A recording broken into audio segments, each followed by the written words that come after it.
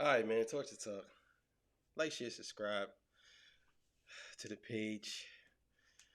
I normally do reaction videos to certain things, interviews, talk about music, a bunch of different things on this channel. Battle rap, a bunch of different things.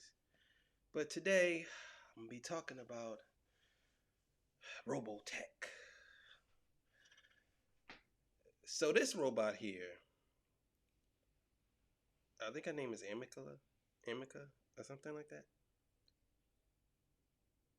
She's like almost 90% human, if you would say.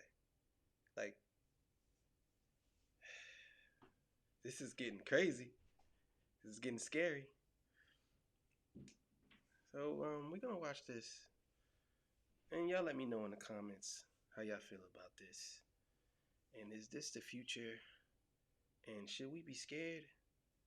Is this some iRobot type Westworld type shit?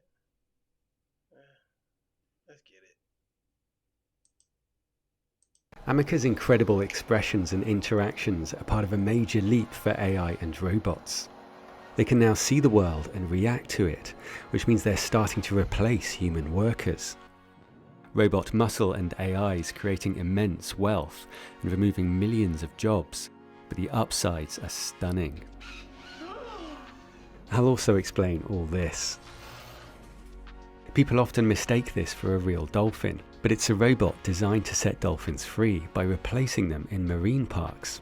Thousands of dolphins are locked up in parks, but closing the parks would cut off the millions they raise for Yo, what? What?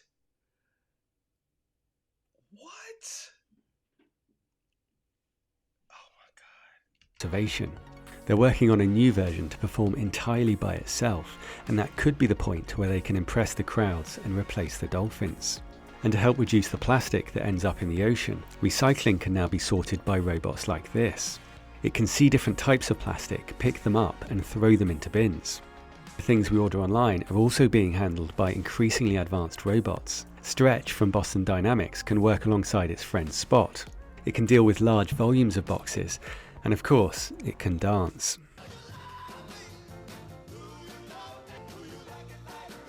A lot of the food we eat is also moving.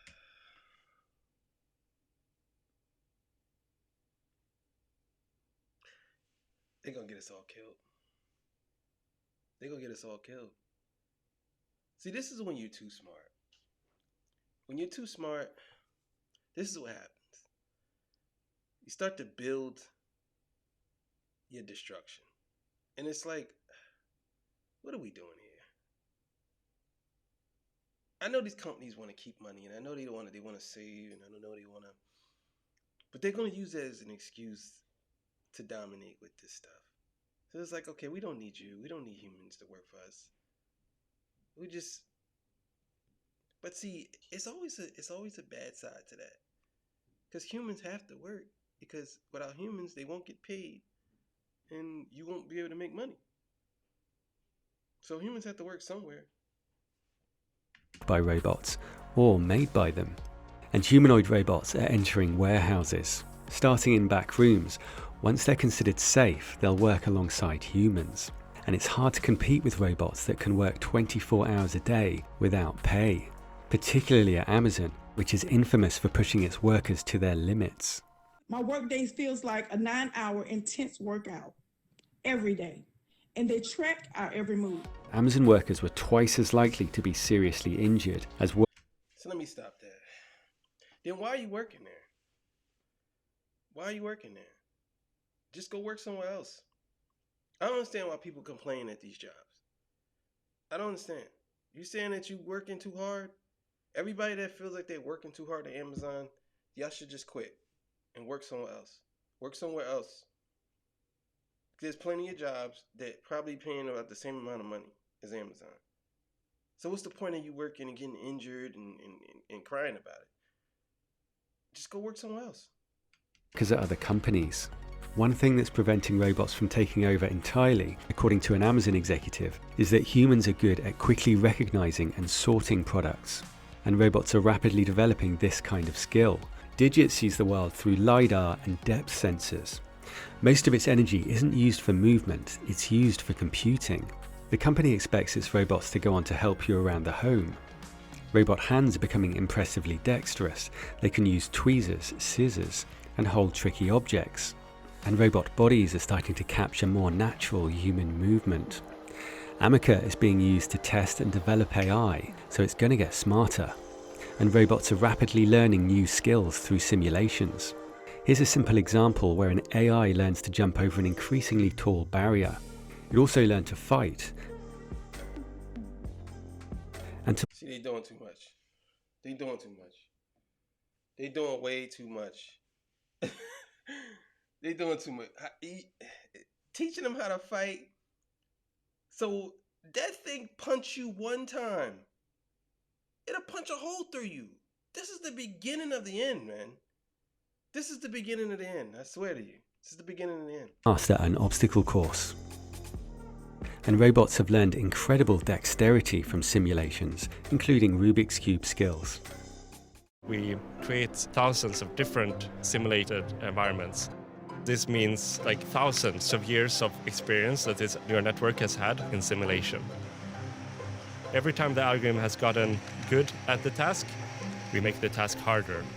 This ability to generalize to new environments feels like a very core piece of intelligence. Here, AI solves an incredible 55 by 55 cube. This machine learned to play table tennis in just 90 minutes, returning 98% of balls. And see, and this is what I'm saying. When these machines are programmed this way, so I'm really not impressed that it's doing all these things so rapidly because it's a machine and you program it. Now, see, here's the thing. It can play table tennis if you shooting the ball like that. But what happens if you flip the table to this side a little bit? Or what happens if you stand over there? You know what I'm saying? Of course it's going to be able to hit the back and forth like that. But what happens when you disturb what the program is? So you have to create another program for that.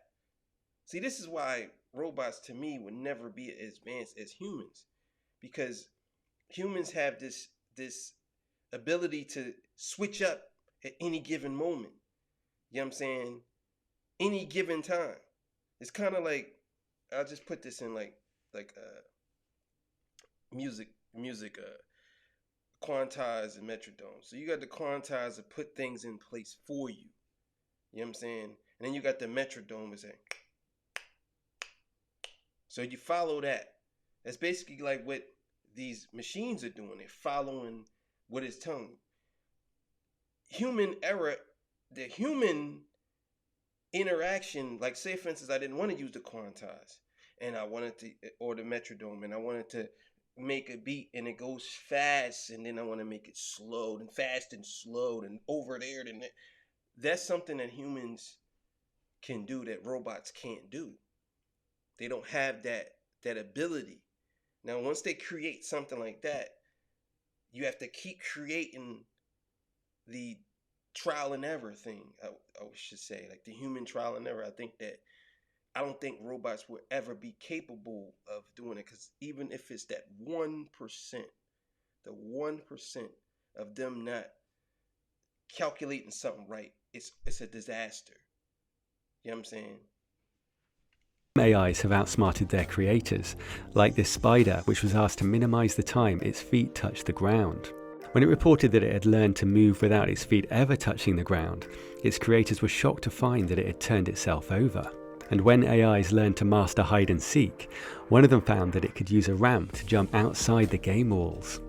The rapid progress of AI is giving robots incredible skills, and it could enable new machines like this bird-like eVTOL, designed to land in difficult terrain in Africa carrying medical supplies.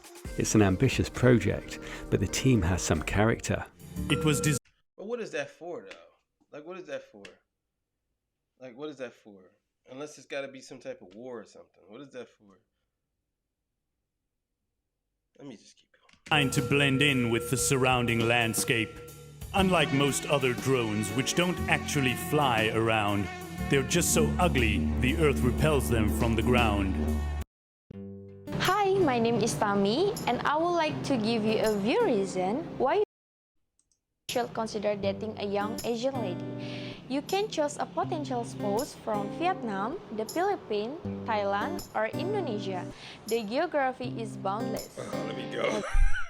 Some robots can already walk and fly, and a flying humanoid video. robot is in development, designed to help search for survivors in disaster zones.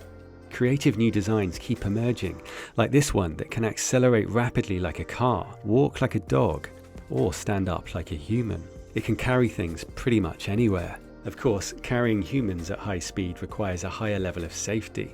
You can almost think of Tesla as like the world's biggest robot company, or semi-sentient robot company. We're effectively creating the most advanced practical AI. It would be tempting to write it off as hype, but they've created some incredible technology.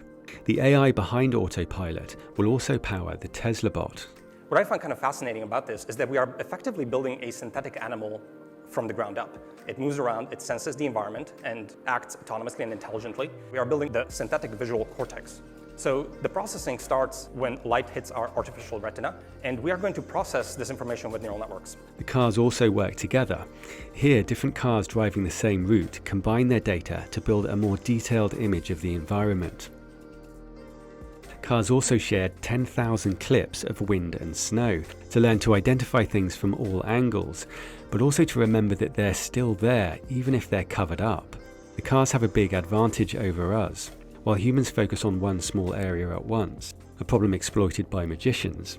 You were focused on your hand, that's why you were distracted. While you were watching this, I couldn't quite get your watch off, it was difficult. Yet you had something inside your front pocket. Do you remember what it was? Money?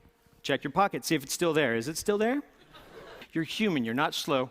AI can see everything in its field of view at all times and pick out what's important. Tesla also uses an impressive simulation to train its AI. Notice the road is cracked and patched up. They create unusual situations like this couple and their dog running down the road. Musk believes we all live in a simulation. Simulation theory shows that if the sims continue to improve, even at a slow pace, eventually they'll become indistinguishable from reality, and there will be many of them, so the chances that we're living in the one reality is very small. Virtual characters are getting spookily realistic. Is this the real Keanu Reeves? The choices we make, the worlds we build, they also confront us with questions about why we want to choose this over that. Or is this him? It was important for me to ask people, how do we know what is real? You can probably tell, but it's getting harder. In just 35 years, we've gone from this to this.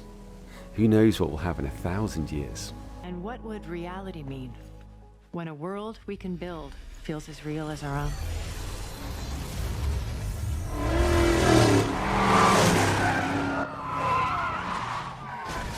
And Tesla's building an impressive matrix. Its cars have been trained on 300 million images. In just one training project, 10 billion labels were applied to 2 million clips, using 20,000 CPU cores. And Tesla has built its own incredibly powerful training matrix. It's designed to be the world's fastest AI training machine and the most powerful computer. This new chip is more powerful than most computers, and there are 25 of them in this AI training tile. I can't believe I'm holding 9 petaflops out here. They're connecting 120 tiles in one computer, 3,000 chips in total. Straight after announcing this, Tesla revealed plans to build the Tesla bot. Neural nets, recognizing the world, understanding how to navigate through the world. It kind of makes sense to put that onto a humanoid form. It's intended to be friendly, of course, and navigate through a world built for humans, and eliminate dangerous, repetitive, and boring tasks. Most of the 1 million warehouse jobs in the US and millions more in other sectors. Musk is straightforward about the impact of this. What happens when there is, no shortage of labor? This is why I think long term that there will need to be universal basic income. The robots have a screen for a face, which could show information or expressions. It's powered by the same computer used for autonomous driving, the same cameras with 2 sets of eyes, and will learn via simulation in their supercomputer. The robots will generate incredible wealth. It obviously has profound implications for the economy because given that the economy at its foundational level is labor, I mean, is there any actual limit to the economy? Maybe not. If you shop on Amazon, you should use this tool. It's a browser extension that automatically... Robot workers have already made Musk the world's richest man, and he could be the first trillionaire. It's made him a target in a country where many struggle to pay the rent, and 500,000 are homeless. Please don't call the manager on me, Senator Karen. She struck first, yeah, obviously. Right. She called me a freeloader yeah. and a grifter who doesn't pay taxes, basically. And I'm literally paying the most tax that any individual in history has ever paid this year, ever. And she doesn't pay taxes, basically at all. And her salary is paid for by the taxpayer. If you could die by irony, she would be dead. Whatever you think of all this, the wealth gap is growing. So what happens when billionaires start building humanoid robot workforces? Countries with higher wealth gaps have more crime, more health problems, and lower levels of satisfaction and happiness. They also have lower economic growth when money goes to luxuries like super yachts instead of workers. Researchers are experimenting with a solution that could help everyone. But first, let's have a look at personal robots. It could be actually a very good companion. It could, you develop like a personality over time that is like unique. And the subtle imperfections of the personality of the robot could actually make an incredible buddy, basically. In that way, the imperfections... Like R2-D2 or like a C-3PO sort of thing, you know? Where are you taking these prisoners? These are prisoners? Yes, where are you taking them? I am taking them to imprison them in prison. He is taking us to... Quiet! Can you spot the Boston Dynamics robot used in this Star Wars TV series? Humanoid robots could help with a big global problem that might surprise you. The birth rate has been declining for decades. I think that the biggest problem the world will face in 20 years is population collapse. It's very easy to see what the world will look like in 20 years because humans have a 20-year boot sequence. So like you say, okay, well, who was born last year? Okay, now you know what the world looked like in 20 years. It's that easy. I absolutely agree with that. The speed of population decreasing is going to speed up. Yeah. And you call it collapse. I agree with accelerating that. collapse. Accelerating collapse. The big problem is that there won't be enough young people, enough workers. Japan's already struggling with too few young people to support its aging population. Its former Prime Minister called for more rapid development of robots to help overcome the problem. People in Japan are already dating AI and robots. That might be a symptom of isolation, but AI conversations are getting more interesting. Come on, man. Come on, man. Come on, man.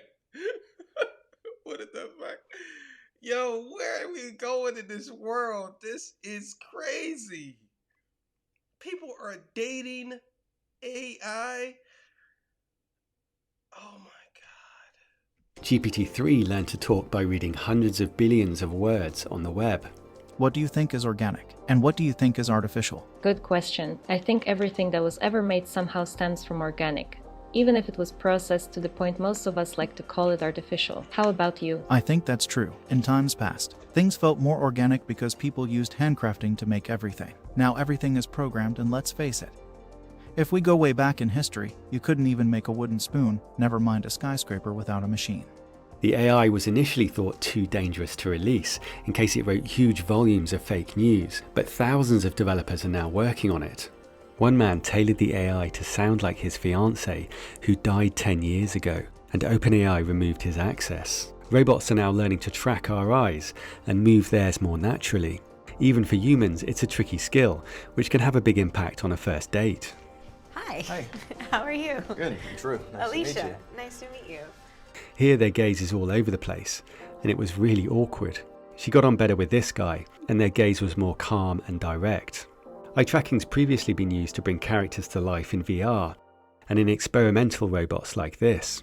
And now with Amica, its eyes, its face, and its body all react to what it's seeing. Look at the way it leans back. Artificial muscles will create even more realistic movements. Just look at the range of motion in this hand. It's incredibly strong.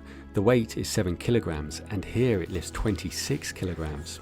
It's powered by water pressure, with half as many muscles as a human hand and sensors in each joint. There are 42 muscles in the human face. Once they're recreated in a robot, AI can apply infinite expressions. At the moment, pre-programmed and remote control robots get a lot of attention, like Boston Dynamics dancing robots, or this robot dog facing off with a cheetah at Sydney Zoo.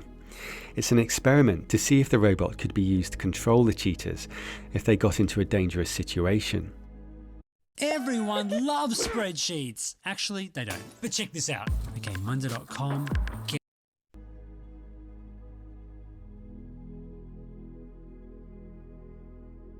But the real revolution is going on behind robots' eyes. So, the lightsabers. Apart from a bit of fun, it shows two kinds of robots. Atlas is incredibly impressive, but its best moves are pre-programmed, and it's largely independent. It has one life.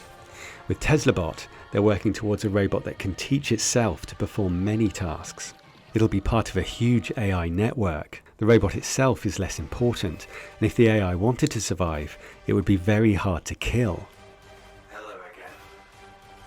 AI doesn't have to be evil to destroy humanity.